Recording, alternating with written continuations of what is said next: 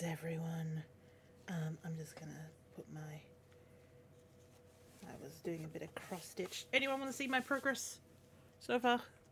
Let me pull that off for one. And this one? This one, yeah. Look.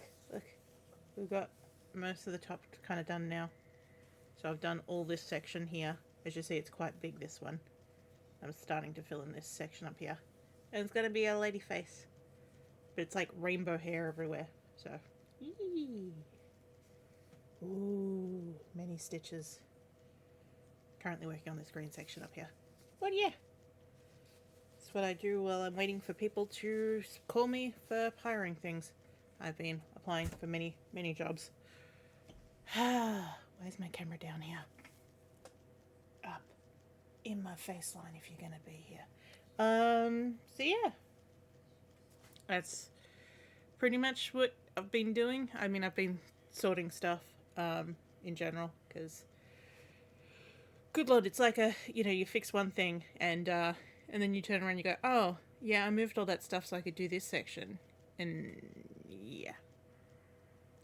It's a never-ending thing.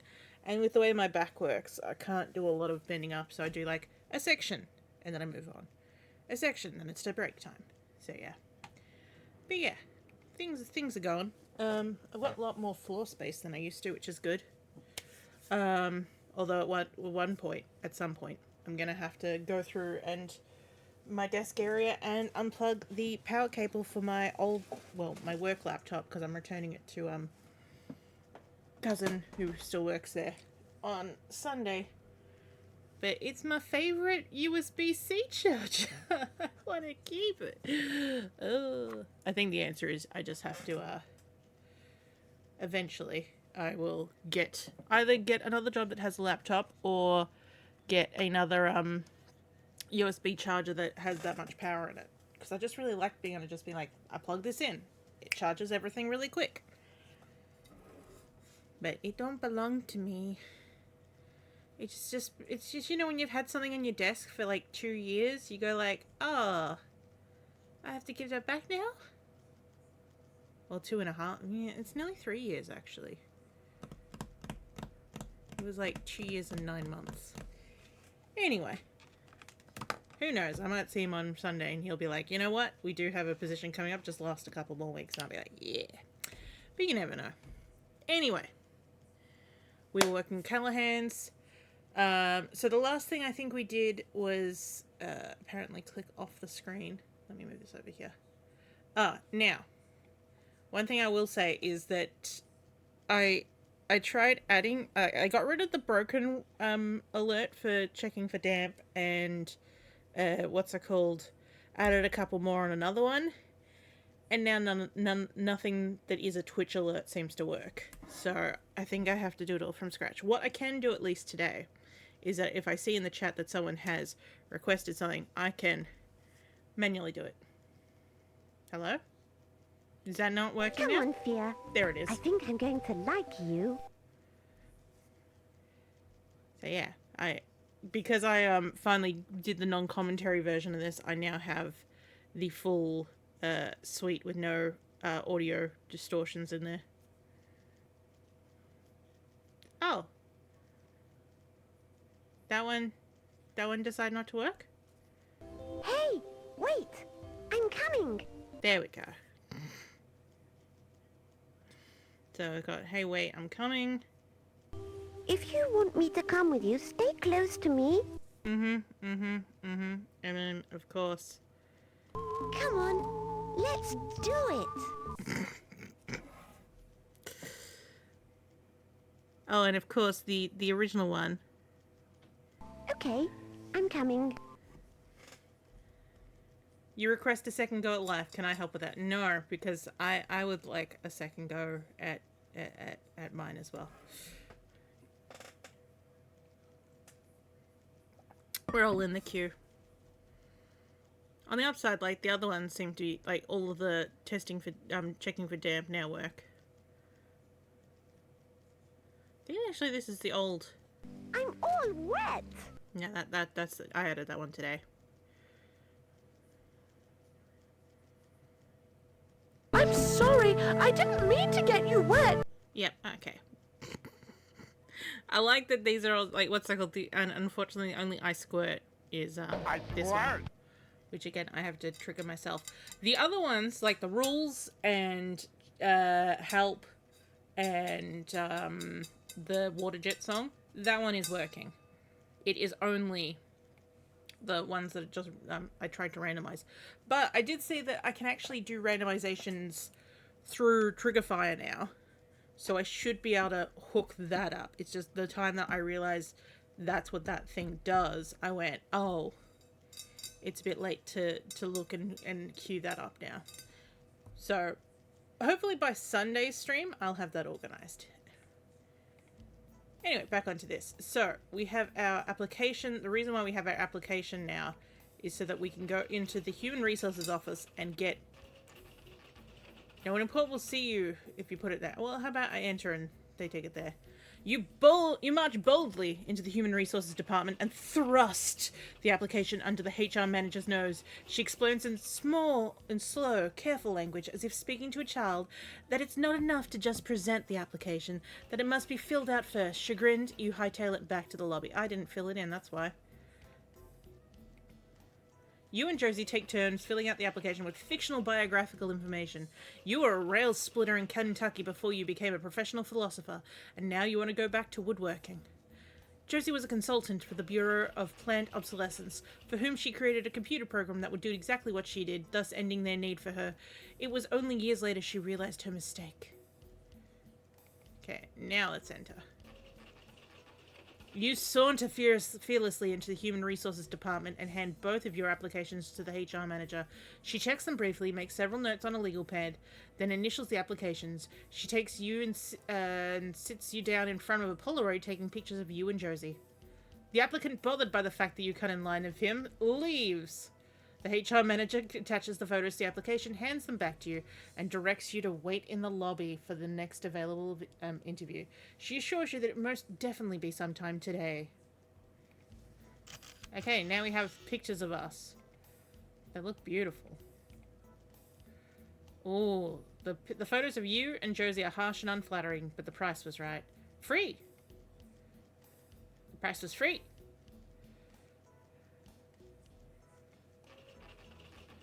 And here's the elevator.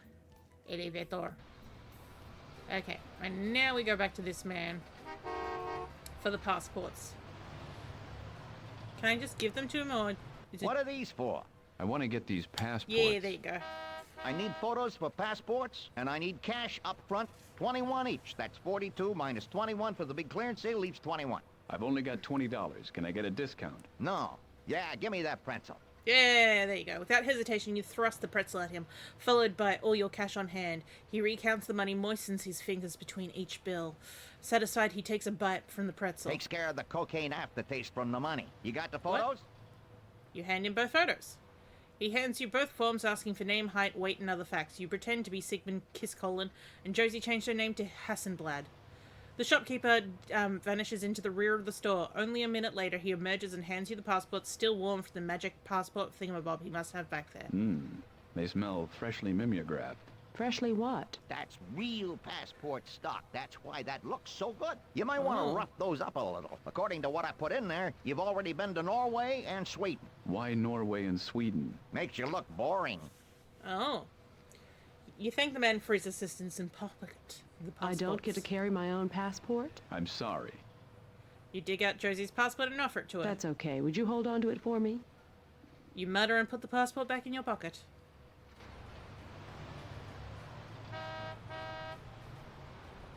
Okay, time to get in the limo.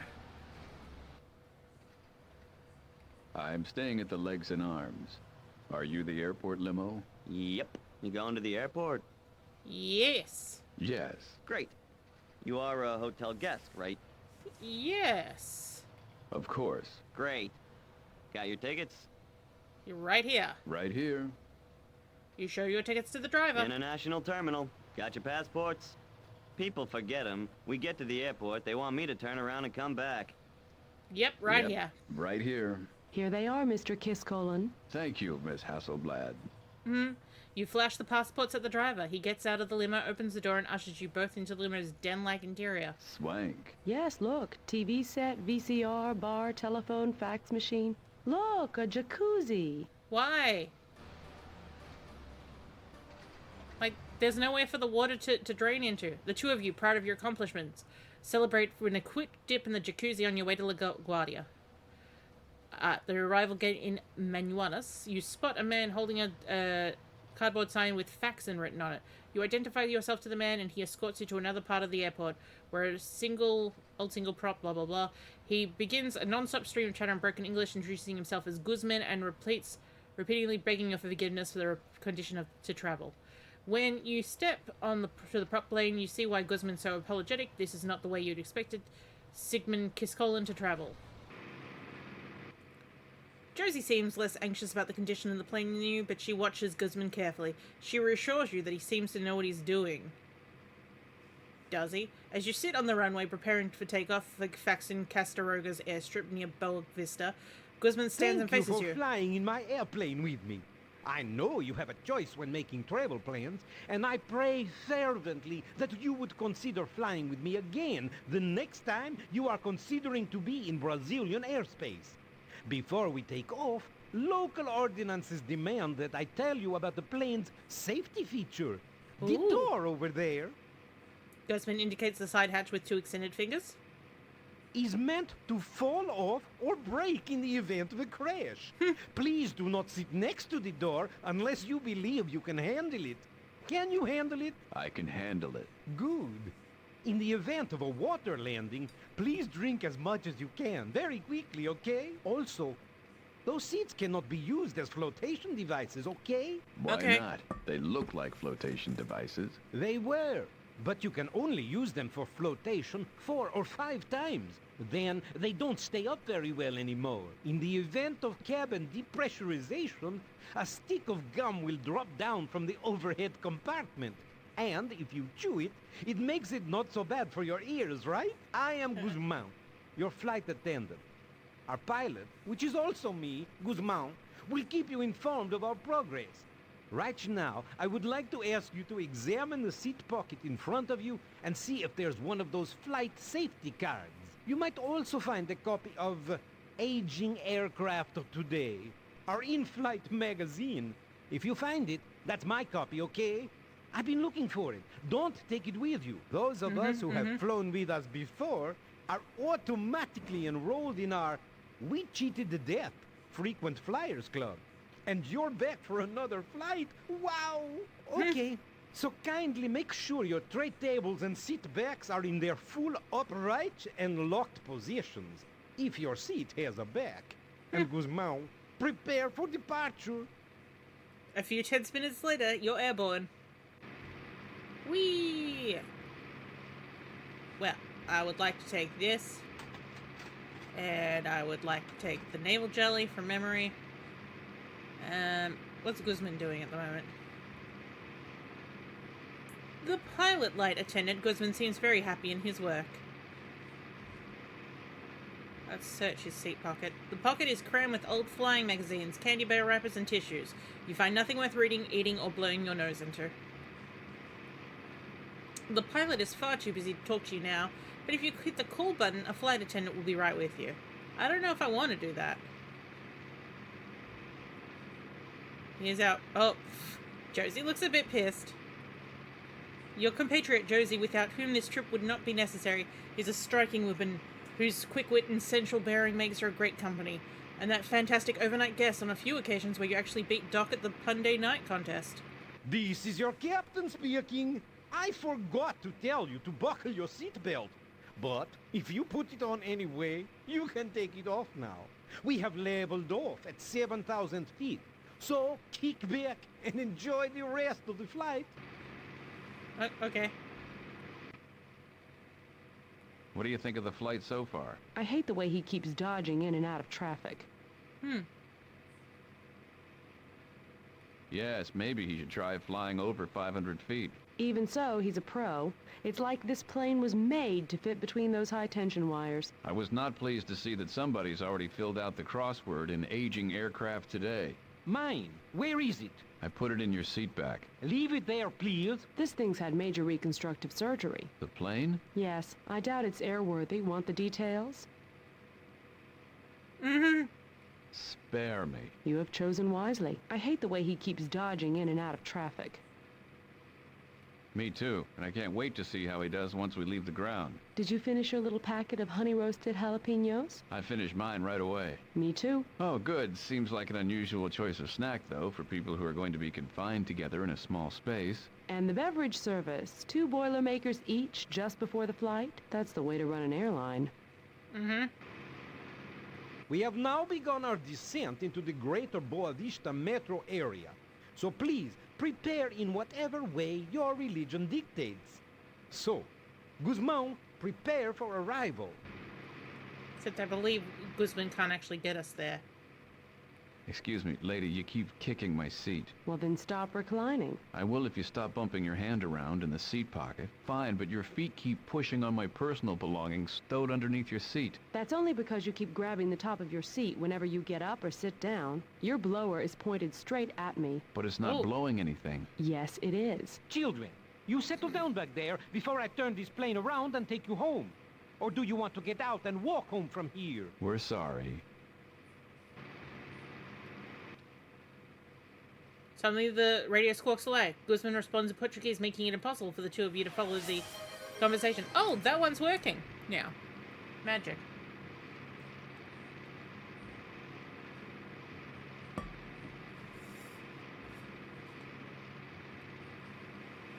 Okay.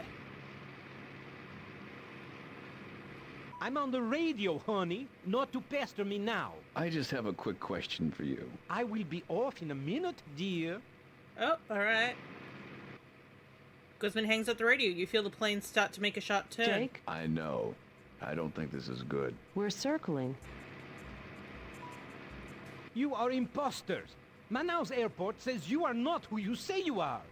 We will not be landing until the authorities reach Flaxon Airstrip so they can take you into custody. Until then, you are my prisoners. You may not make yourselves comfortable, pig dogs. Ooh! What is it, pig dogs? It's too stuffy back here. Can I open the door? Guzman snarls and whips around in his seat. He leaps to his feet and you and Josie both shrink back at his feather. You are lazy and stupid. And hot. Guzman grumbles beneath his breath and throws the door open. Now go play outside. We will.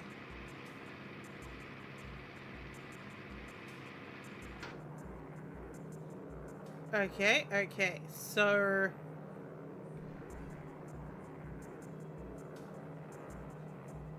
believe we need to put this on the handle. Because you know Guzman likes a rust-free aircraft. You carefully pour out some of the jelly on the bolts, securing the handle to the inside of the airplane. It goes to work immediately, cleaning deep inside those rusted threads and making them showroom fresh. And then I believe I also used the wrench on the nuts. With the rust loosened, the nuts begin to turn. After a few turns, they fall off the bolts and skitter across the floor, lost among the crates and garbage. The handle is now unattached to the bulkhead, but merely rests on the short bolts protruding through the holes on the handle's plate. Excellent. Hey, buddy, could you touch the door again? What is it, pig dogs? It's too windy back here now. Would you close It's the door? too windy back here now. Would you close the door? Furious, Guzman leaps to his feet and stomps back to the door like a petulant child. He grabs the loosened handle as he reaches out to close the door. Bye, Guzman! The handle gives way and Guzman windmills his arms for a moment before tumbling off the plane. Too cool. I'll grab the controls. Well, Josie knows how to land. You don't want to chop his fingers, you just want to get rid of him. There's a man trying to climb on board, Josie. Should we let him? Does he look friendly? I'll have you in my arms for this. I will Have you in pound my you into a arms. fine red paste and distribute you to those who are less fortunate. No, he doesn't look friendly. Then I say let him find his own plane. Cool. Then I'm gonna hit him. You are wearing a parachute, aren't you? Yes. Okay, good. Is he gone? Yes, but I don't see his parachute. Oh, there it goes. Yeah, he's gone. All right, sit down and hold on. This is going to be rough. I haven't landed a plane like this in... oh, ever. Oh. The landing is bruisingly hard, but at least you survive. Josie taxis briefly, and then shuts down the engines. Josie has set the plane down on a dirt runway somewhere in the wilds of Brazil. You kneel in the thick border of vegetation rimming the edge of the airstrip. Ooh, rimming.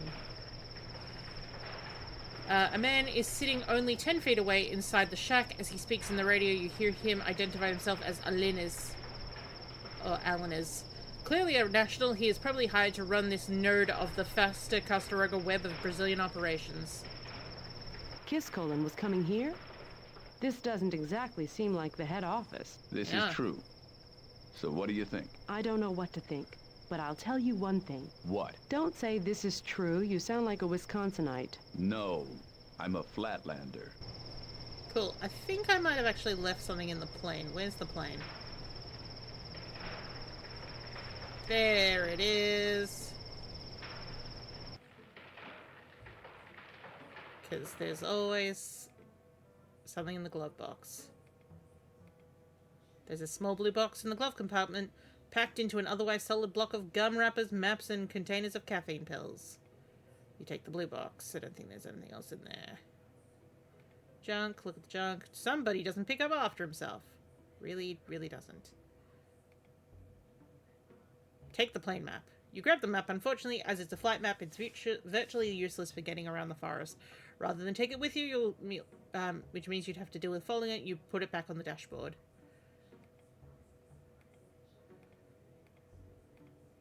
Cool. I don't think I need anything else from there.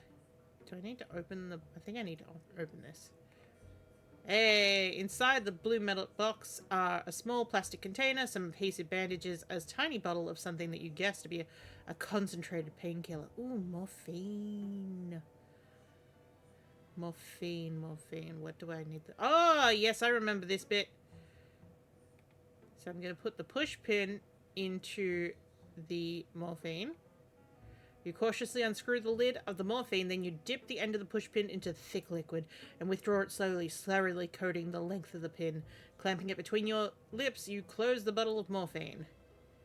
And then the push pin into the bamboo pole. You gently slip the push pin into the bamboo pole. Warning, you are now carrying a dangerous weapon that can induce drowsiness. You should not aim this at anybody operating heavy equipment. Doing so will void the warranty. Oh my god, my ears. You suck in a big breath of air and raise the bamboo pole to your tightly curled lips. You aim it at the man and then move the pole away and exhale, leering inside the pole to confirm that the tack is pointed in the right direction. Again, you bring the pole to your lips and blow it and blow hard. Almost instantly, the man's hand flies to the back of his neck and he yelps in pain. But within seconds, his head begins to loll until... Good shot. I haven't lost my touch. Ever since the 3rd grade. Yikes. Now, I think he has a map. Yep, take his map. You swipe the map from underneath Eleanor's nosing nose, and since you're going off in the jungle, you might as well have to live on nuts and berries. You grab the nutcracker sitting beside it. Cool, and I think I now look at the map. This is clearly a map of the surrounding area. Cool. There's a Jeep man and a hangar man. Next time one of your WW-1 aircraft needs routine maintenance, you know just who to take it to. Leave him alone. A man doesn't like to be disturbed when he's buffing his struts.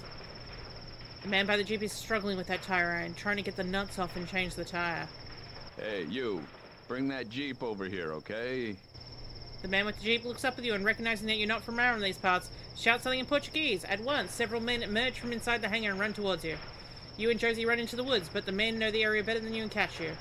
Sigmund Kiscolin arrives shortly thereafter and has you arrested. Rather than deal with bringing you back to the US, he has the local officials deal with you. It's not a pretty picture. Fortunately, through the magic of interactive fiction, we're going to transport you back to a simpler time before you opened your big mouth. Once more with feeling. I think we have to walk into the jungle at this point. Do I take the binoculars as well?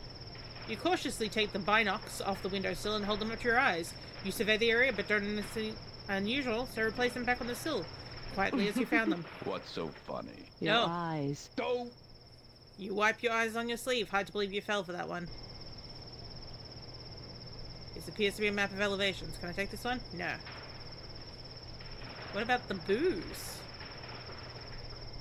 Ah, it's a fifth of old damned grad, favorite of prom goers everywhere. You lean over and grab the bottle off the table. Josie starts to object as you wipe off the mouth of the bottle with your cuff, tip it back and swig. Oh, this is distasteful. Oh, this is really bad. Oh, God, this can't possibly be what they want it to taste like. They must have accidentally bottled some of the rancid squeezings from the sour corn mash. No, wait, there are smoky overtones. It's a bottle of fresh hot exhaust dripping. Not sweeter than that. It's just syrup of diesel oil and swamp gas extract. Why don't I spit it out? Oh, God. Too late. Oh, he swallowed it. And he died?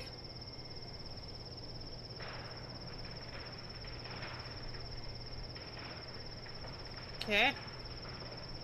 Now we can go into the jungle. You and Josie strike out into the woods. The landmarks on the map have given you enough information to get you back to the airstrip if necessary. After taking a tramp in the woods... Hey, I resent that. Hey. Look at the boydie. Is that a mina? No, it belongs only to itself. Hey, scram. We don't serve miners here. Oh. Hey, I just got a great idea. Let's catch that bird, take it back to the state, put paint on its feet, let it walk around and create a big painting for us. Careful, you could be charged with transporting a mina across the border for mural purposes. You and Josie strike out into the woods. The landmarks on the map have given you enough information. Okay, yeah. Hey, Let's keep going. After another slow half an hour of picking your way through dense forest, you and Josie emerge into a rocky area, where the ground falls away to one side and rises up on the other.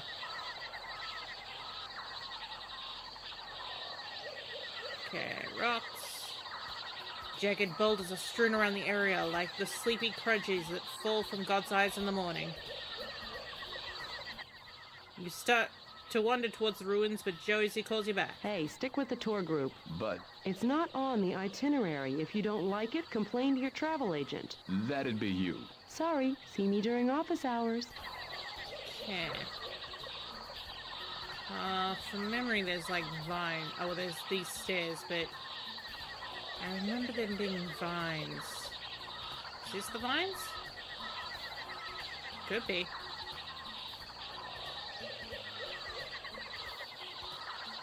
Oh, hello.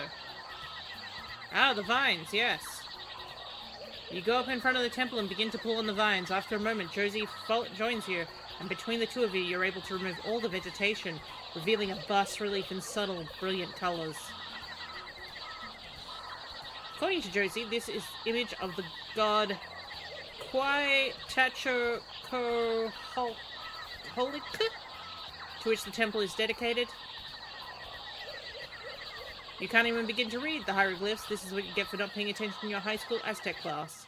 Josie walks halfway up to the stone staircase to get a close look to the symbols. It's similar to Tupi, and I'm a little rusty on my Tupi. You're not going to grade me on this, are you? Not till we get back to Callahan's anyway. This has got to be it. The people here call themselves Yora, and they worship this cacao tree. Worship chocolate? That's not so surprising. The Guatemalans used it for money at one time, and only royalty was entitled to it.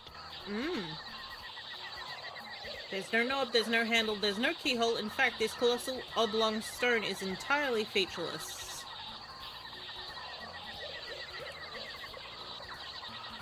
Oh, it's the pedestal. I need to approach the pedestal. That's what it is. That's good. Easy. Oh, yeah.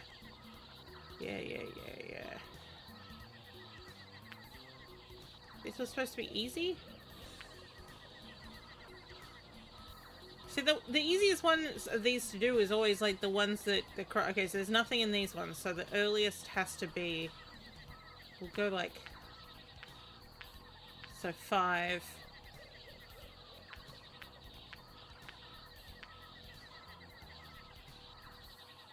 Oh, I don't know. Yes. Can you, okay, okay. Oh. So what am I doing that for?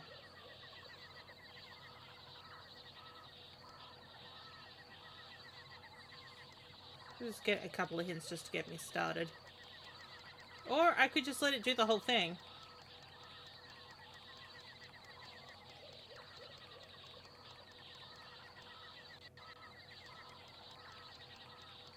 Nothing, no one's saying this couldn't be the way.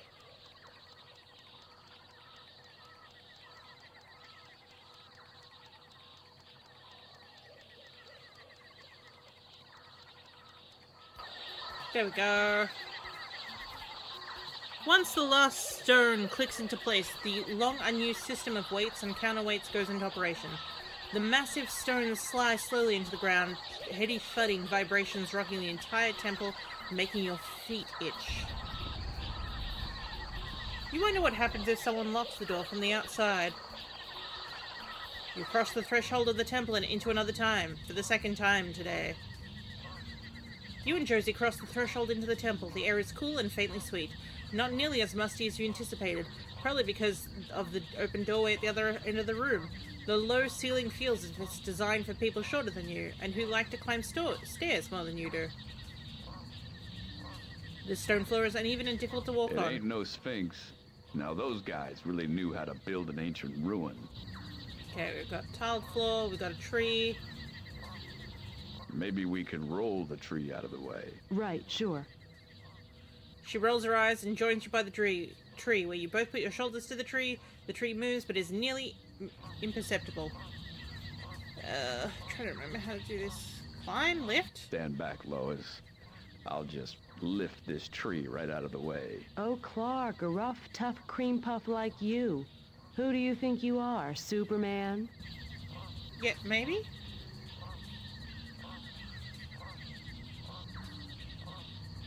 Cheater, anyone can climb a tree when it's lying on its side. But I could get it. Oh no, I think from memory, I think... It ain't no... It's been a while, but I think I actually might need to go back out again. And find something. Hey, lady. One wall of the temple's anteroom features an elaborate carving. You don't have a clue. That would be quite a chocoholic, the god of Quite the a cacao chocoholic, plant got it. Yorin worshipped. This is his temple, built to honor him.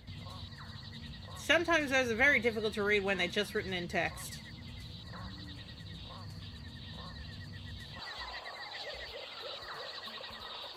Yeah, there was something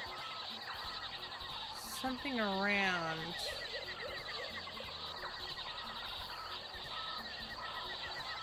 You thresh among the plant life. What are you doing? Looking for a fungi. You and me both. Ooh, misses. You had ornamental food just last night. It's too hard to pick. They all look so good. Dozen of plant species vie for moisture, sunlight, and soil in a thickly festooned festoonment. Maybe it was back here. Yes. Oh! Look at you, parachute pack. There's a parachute hung in the trees above. The ground directly below shows evidence of recently disturbed.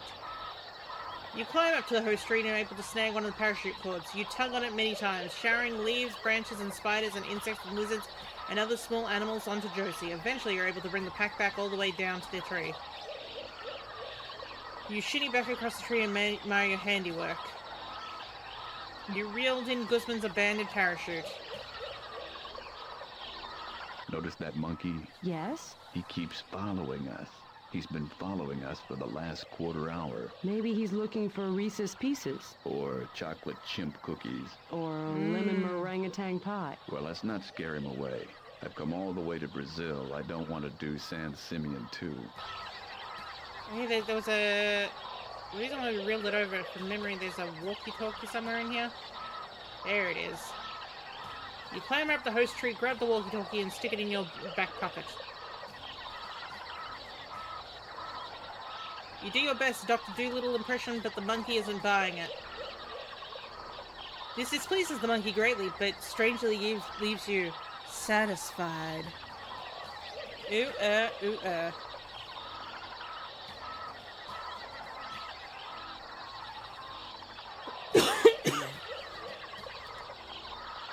I think I need to do something back at the... Okay, so this is where I entered in, so I need to get back to the airland. I think it might have been this way? Yes. Something... Ah! I can now see that the, jalopy says C5 on it. Excellent, excellent. So the walkie-talkie... I have to tune it myself? Ah, yes, of course. C5. The man who answers your squawk is chewing on something as he speaks. You can't understand him. This is Alanis. Get over here. I think there's something wrong with this whiskey. You're shocked to hear the man say okay. Do I take the car, or is that what... I'm trying to remember what it is. You carefully extract precisely one tire iron and one Jeep jack from the back of the Jeep. That's it. Are you a Jeep or a sport utility vehicle? Great Caesar's ghost. I'm a sport utility vehicle. And Whoa. don't call me Jeep.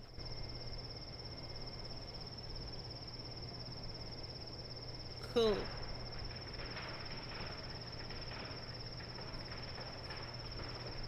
Close up, the man from the Jeep is no prettier than he was from afar. The man who calls him a Les sounds flustered and angry. Excellent. Okay, so I believe the jack and the tire iron is what I need to get the tree up. Hey,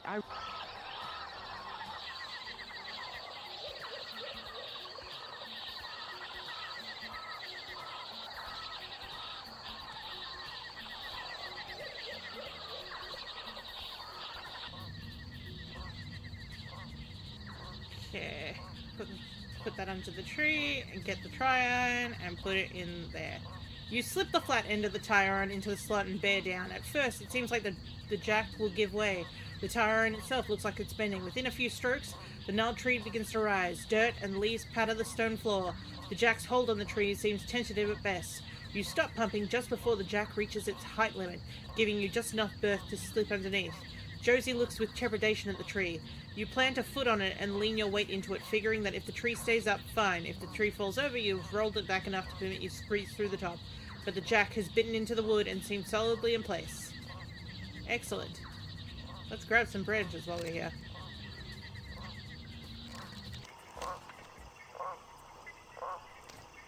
An old stone well lies in the middle of the path that runs the length of the grove.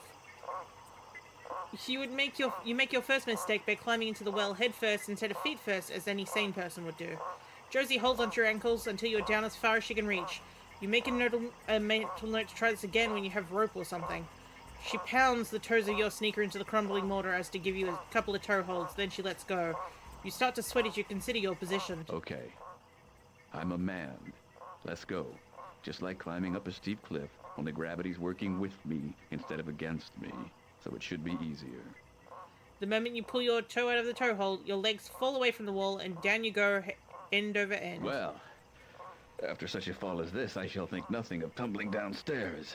How brave they'll all think me at home.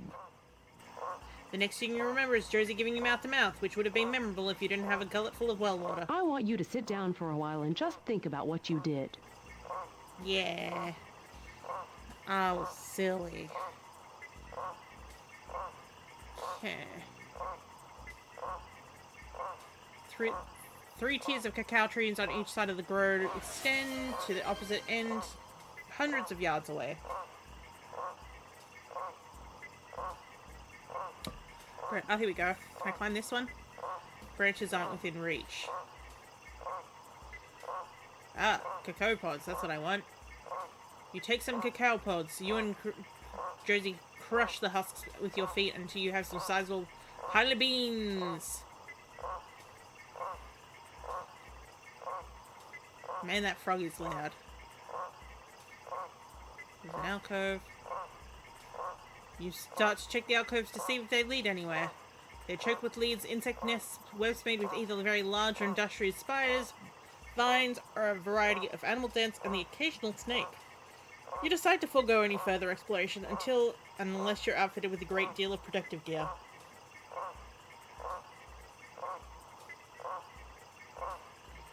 Okay, so that's where I came from.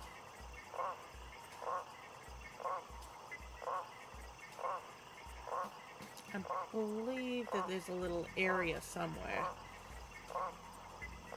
for one to set up what they're doing.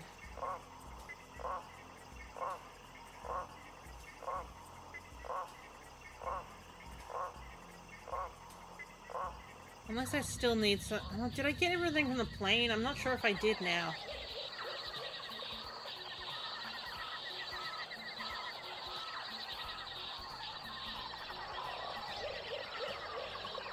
Probably something I've missed.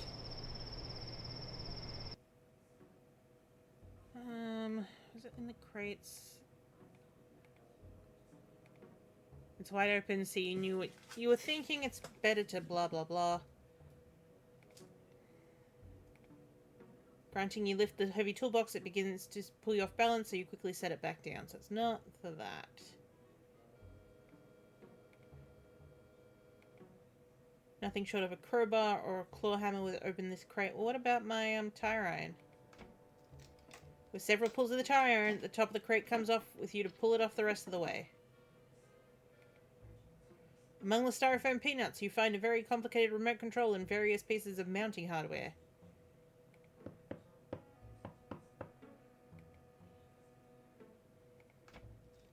There we go, wielding the flat end of the... What have we got here? You love these new starch packing peanuts because you eat them right out of the box and they taste... Okay. There's a satellite dish here. Can I take that? Why? It takes more time and money to set up and maintain these systems than it would to build your own TV station and produce your own quality programming. Well, this is a cardboard box. All you see is ream after ream of setup instructions. Just what we always wanted. Okay, this one... the underside of a small refrigerator. Aha! You jam the flat end of the time end under the crate's lid and bear down with it. With a squealer complaint, the nails pull out and the lid opens. Pulling it the rest of the way, you discover the crate is full of electronic gear. I believe this is what I wanted, the coax cable. You glom the coax cable.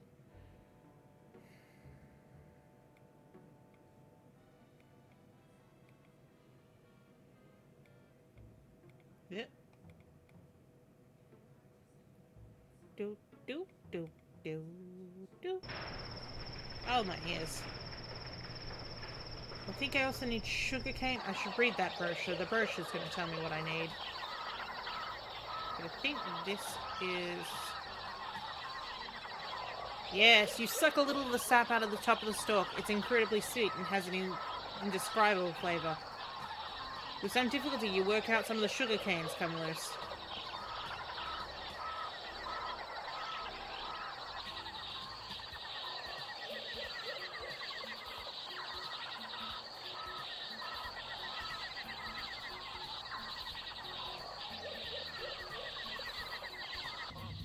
Let's go back in here where it's a little bit quieter. Where's that brochure? There it is. Read. Sinful, decadent, rich. Words that come to mind when we think of our customers, the people who buy Godivanta chocolate. Truly one of the kind, hand-dipped chocolates, because the price of Godivanta. We only have to sell a couple of pounds a year. Valentine's Days, anniversaries, birthdays, homeowners' loan approvals. The occasions of Godivanta chocolates are quite simply the occasions of your life. We buy our beans directly from Brazil, where our buyers are so demanding each year. 20 or 30 local beaners lose their lives in efforts to bring us the rarest blend of cacao beans on earth. The only beans that surpass our own is from the ancient strains of a plant now extinct. and these beans are lost to the ages. The world's greatest chocolate is believed to have grown in one small area of the Brazilian rainforest. Unfortunately, this discovery was made too late to save the grove of trees, later designated Theobroma cacao ultimisarum, and exists only in a couple of pods too damaged to be viable. The loss of these trees to the chocolate world can never be estimated, as they were destroyed by the Faxon Quiroga Pencil Company during its clear cutting of Boa Vista in the spring of 1997. We process our beans by hand to retain the full flavor of 100% real chocolate. These beans are scooped from their pods, washed, and then roasted. Each bean is cracked to reveal its nib, the stuff of which chocolate is made. The nibs are ground beneath enormous steel rollers several times to achieve their smooth quality. The chocolate is then sweetened and conched, a mellowing process in which chocolate is constantly stirred while being heated and simultaneously cooled by a fresh blast of fresh air. Once molded and cooled, the chocolate is of perfect eating quality. But at Godivanta, that's only the start. Our centers, creams, nougats, and occasionally bonus diamond jewelry are prepared accordingly to extracting family recipes. The centers are enrobed in our exclusive blend of milk, dark, and white chocolate, and shipped immediately by a personal courier who must remain refrigerated at all times to maintain optimal storage temperature. Delight, discovery, delicious. These are no ordinary chocolates. Not with flavors like lemon pepper, buttermilk ranch, blue raspberry, beer, polenta, creamery surprise, and over 7 more. To arrange for delivery of Godivanta chocolates in your sector, contact one of our personal consultants on the Hypernet, or you may contact our loan department for easy terms. Find out why Godivanta chocolates are the most expensive your money can buy. Godivanta chocolates, when you couldn't care less about spending the very most.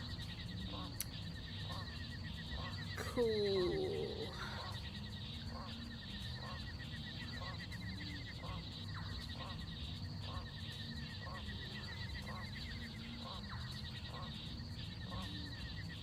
Okay. I know I need to do something with this.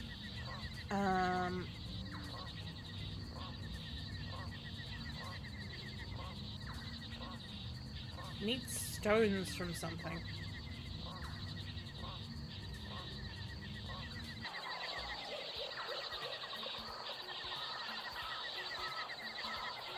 Oop. Hang on. An old homemade urn full of sand sits at the base of the tree. Search. You comb through the sand, but other than fair amounts of sticks, dust, and other non-sand particulate, you dredge out nothing out of the ordinary. Okay, sand. I'm not sure what it is this civilization smoked, but whatever it was, this is where the butts went. Do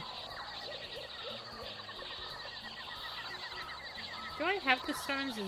Did I keep them? Yeah, I did. They're there. The tree golden stones. What?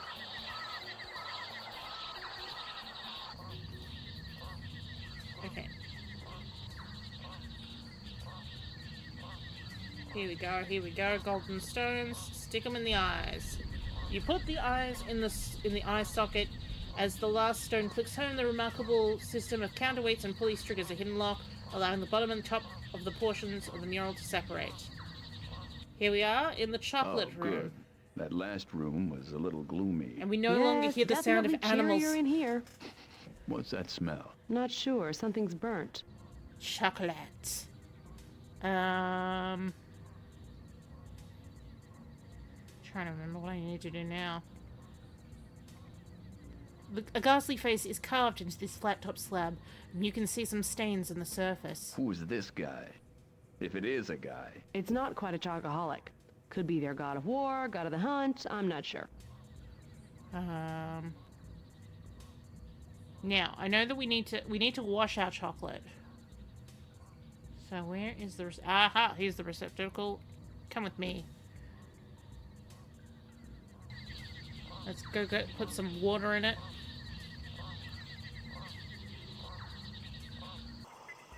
Okay.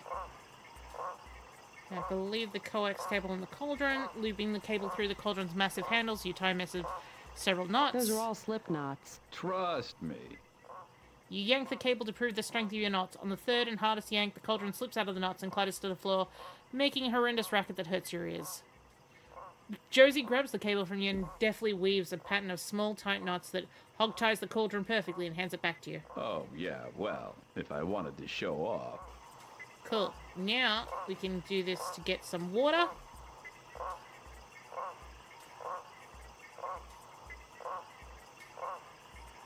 Okay. It's coming back to me. There we go. You lower the pot into the stone well. When you pull it back out, you find the cauldron full of water. All right, we scored water. Jake, look. Reach for the sky. Reach God for the sky, dang I it. say to you. I am warning you. Reach, or you will have your own blood on your hands. Do not try my patience. Do not try my patience for a longer time. All right, don't reach for the sky. Very good. You reach for the sky. Guzman grins at you cockily. So, we meet again. Turn around. Turn around. Take the map out of his pants and toss it to me. You feel Josie pull on the map from your belt. Hey, time cop. And the walkie-talkie. The weight of the walkie-talkie is lifted from your hip. Every hero becomes a bore. Ralph Waldo Emerson. Turn around again slowly. Yeah, well, up yours too, buddy. David Mamet. Stop suppressing a laugh. You are in big, hot, troubled, bottled water. I am going to get the authorities. Mr. Kiskolon, he's going to be very upset. Very upset. Fine. You go tell Mr. Kiskolon that we are very upset with him. We are very angry at him. So you go get him right now and bring him here right away. And bring the authorities with you. Okay. Don't go away. I'll be back as soon as I can. Guzman walks backwards towards the entrance, trying to keep you in his aim as he does so.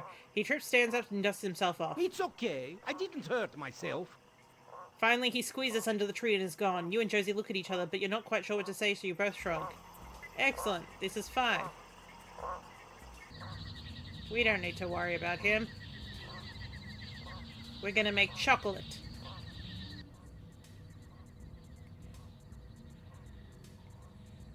Okay, we're gonna put the cauldron back up. Are we? Thought we needed to hang it back on the tripod. Or maybe I need to put need to make a hot pit for it first.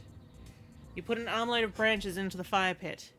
Note, the following conversation has had all its sparkling wit and flippantry commentary removed and replaced with artless exposition and overly obvious hints so that you can see what you would be getting with a cheaper, lower quality great. game. You dropped those branches right in the fire pit. Now you've got ashes all over them. They'll be useless. What shall we do with them? I'm sorry.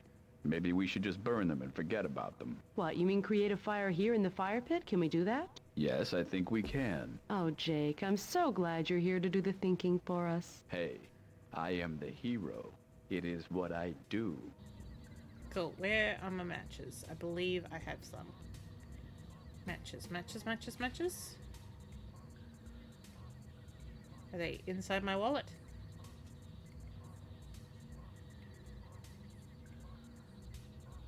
I thought I had matches. Oh, yep, matches. They look intact, but there's not a whole lot of them. Perhaps you should wait to see what you can use them for. There we go. Woo! Light my fire! Okay, I think now we hang the cauldron from here. Don't do that. Do I need to put my cacao beans in there first? There we go. Every last bean is scooped into the cauldron. Your beans now look amazingly clean. Cauldron is unsteady, having been built to hang on the tripod. I don't want to empty it. Yeah, my bellows. I need to fix my bellows first. Couple pieces of wood connected by a mouldering piece of animal skin lies to the corner, so if I try and use them, you take the wooden hut construction. I think it's a bellows for the fire. At least it used to be. Cool. Well, it can be again with some gauze. You pull out great quantities of bandage tape, sever them on the pointed ends of the dispenser, and wrap the tape around the bellows, paying special attention to sealing up all the holes in the old hide. Is that going to be airtight? Spare me. I'm doing okay. Now that's pride in craftsmanship. Sweet. Okay, now we use the bellows on the fire. Yes. Burn, baby, burn. We want to roast the beans, not boil them. We should dump out the water first. Well, why don't you do this? You're the natural-born leader around here. That I am not. Yes, you are. Alright, fine, empty. You hold the beans back with one hand and you pour the water out of the pot. So now we can put our cauldron on the fireplace. Come on. There we go. You hang the cauldron back on the tripod over the fire pit. The beans begin to exude an aroma. You and Josie take turns steering them with the bamboo pole to ensure that they roast evenly. When all the beans appear to be properly coloured, no small feat in a room with so little light, you remove them from the fire and let them cool for a while.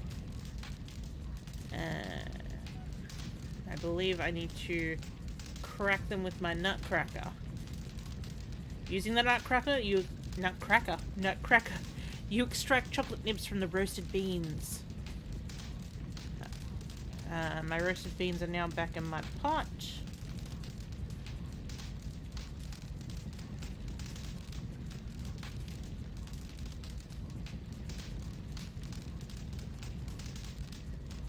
Hang on, I think I need to do something else with them first from memory. Something out here, maybe? There's that hole in the ground. Maybe it's...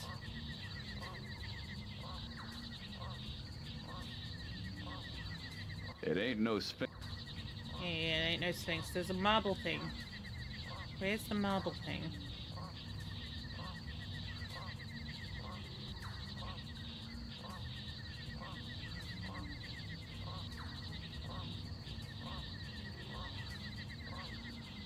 Oh, there's the marble slabs. That's right.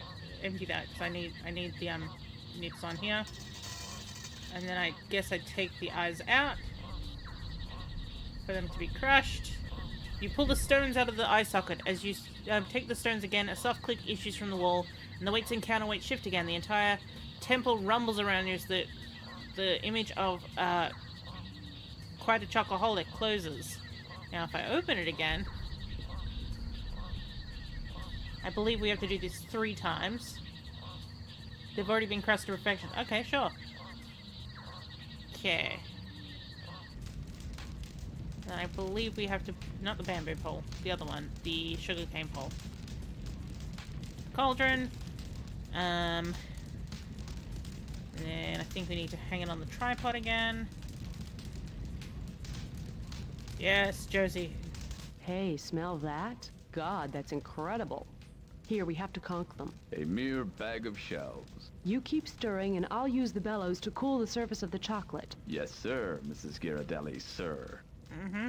After a quarter of an hour of conching, when the aroma of sweet melted chocolate could not be any more heady, you remove the pot from the fire. And I believe we put this into our medicine kit. You pour the liquid chocolate into the small box. Then, working the bellows, you blow cool air on the liquid chocolate, thus causing the chocolate to set and harden. Okay. You gently remove a finished chocolate bar from the molding. Leave the temple, I think, to get the next part, which we're almost at the end. Mr. Kiss Colon should show up from memory. Mr. Kiss Colon?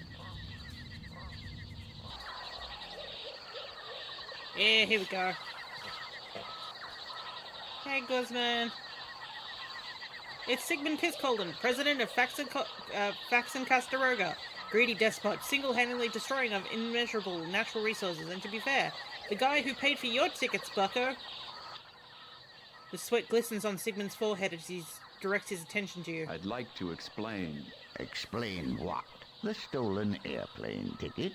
The fact that you are at this moment trespassing? I don't want your explanations. I am, however, offering you a choice. Cool. You may stay here and be delivered into the hands of the Brazilian courts. I believe they will be most interested to hear how 2 Americans pushed a Brazilian national out of his own airplane. Yeah, that's a thing that Or you happened. may come back to the United States with me and face criminal charges there for theft and fraud. My lawyers are also working on an extensive civil suit.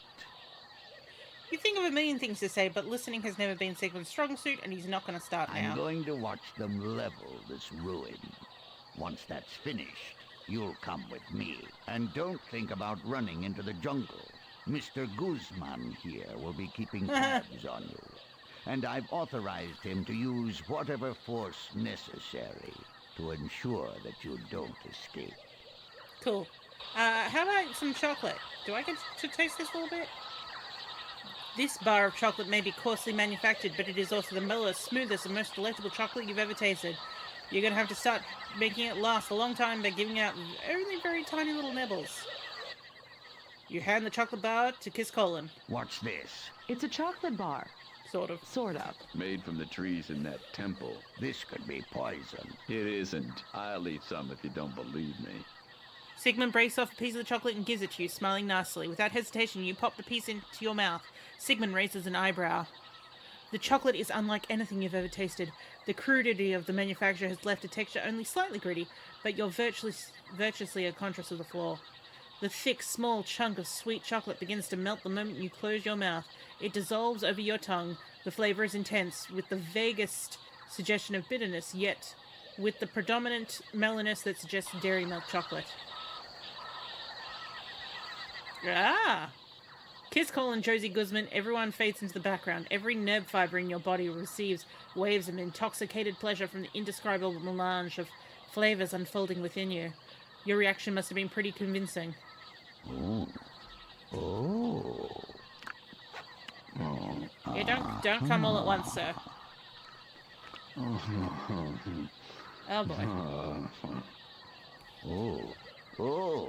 Oh.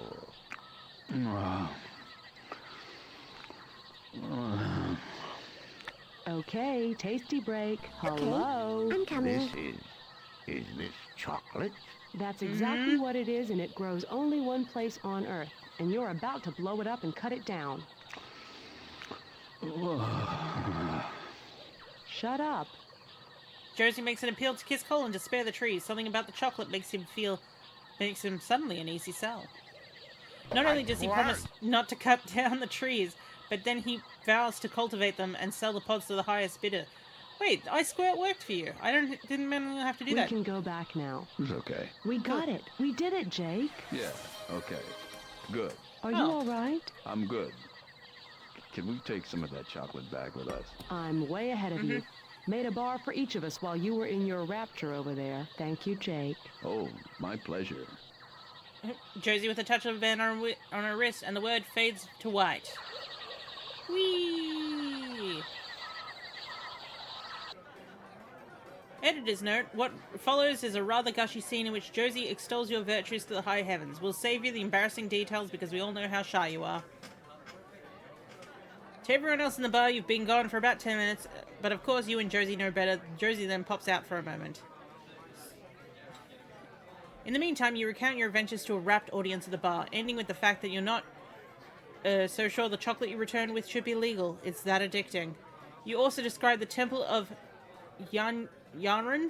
Doc points out the reason for the similarity with the horrendous pun with what's a Mayan is yarn, but we'll skip that too. Josie pops back into the bar, more ecstatic than ever, because she says, "We've done it!" She tells you that Faxon chocolate is alive and well in the future, and the government had to make it a controlled substance. Kiss Colin kept his word up to a point.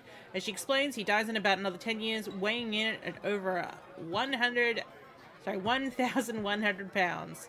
They couldn't get him to a cemetery. They cut a few strategic slits in the frame of his house and let his body fall down to the basement and buried him there. You feel great for having helped Josie, but of course your work tonight is far from done. As you can see, we have Alfie's now here, and he's going to probably be the next mission we go with. While we're here, we might as well say hello to the stranger, the biker dude. Yes, Jake.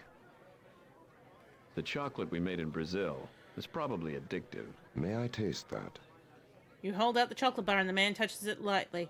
He then lifts a finger to his mouth, tastes it, and a smile, crude, ill-formed, asymmetrical, but a smile anyway, comes over his face. This is wonderful. You say it's addictive chocolate. I don't know if you could market it under that name, but yeah, that's what it is. Thank you. That was delicious. I thought so. The Chocolate That Saved the Rainforest by Jake Stonebender. I like it. Excellent. We are going to save it there. And we're just going to keep saving over that same game. Because we will move over to Control.